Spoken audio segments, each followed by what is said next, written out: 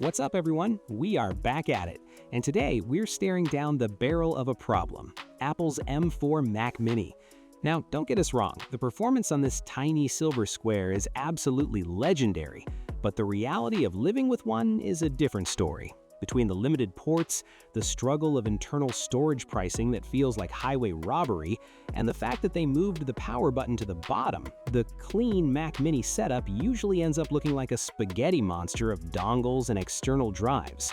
We've been testing a potential fix, the Gewokliy Mac Mini M4 Stand and Dock.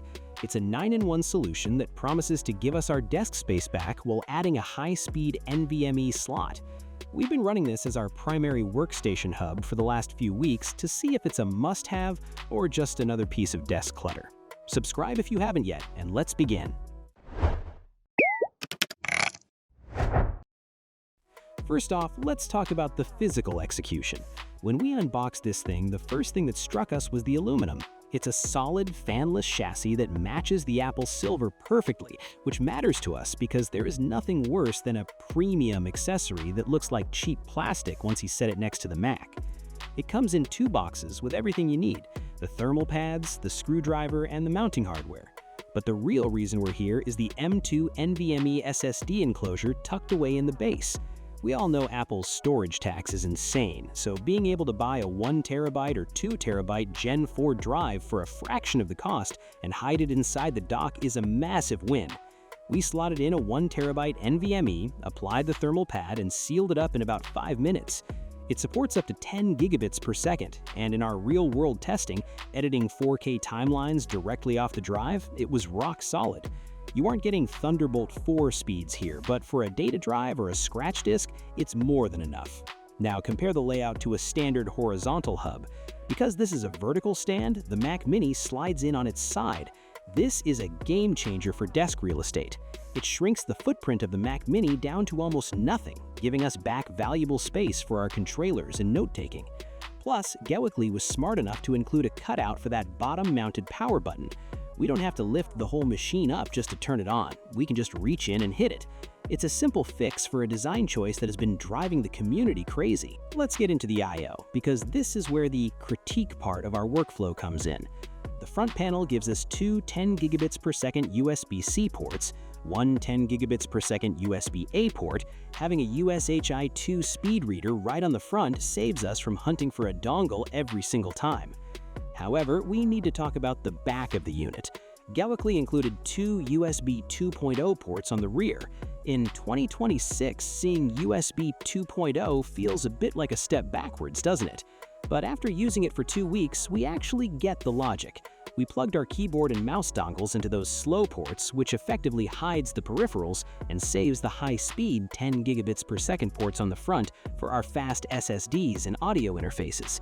It's a trade-off that works for organization, even if the spec sheet looks a little dated.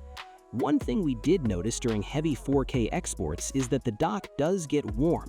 Since it's a passive cooling design, meaning no fans, it relies entirely on that aluminum body to pull heat away from the SSD. It never got hot enough to thermal throttle our drives, but you'll definitely feel the warmth if you've been pushing it for a few hours. The upside? It's completely silent. For those of us recording voiceovers or working in a quiet studio, not having a tiny fan whirring away on the desk is a huge benefit. The biggest worry with these third-party docks is always stability. We've all used cheap hubs that randomly disconnect your hard drive in the middle of a transfer, which is a nightmare for video editing. To test this, we connected the Gewokliy to one of the Mac Mini's Thunderbolt ports and loaded it up.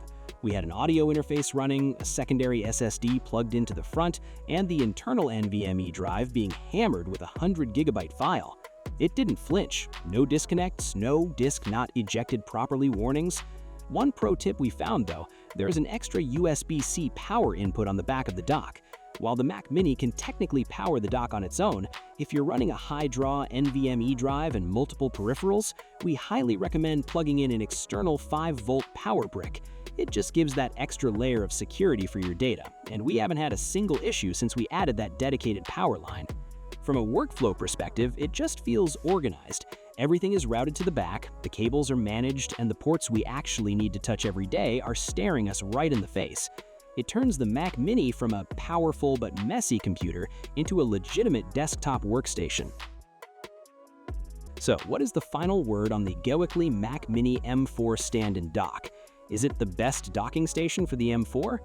If you are a hardcore power user who needs 40 gigabits per second Thunderbolt speeds for every single port, this might not be it.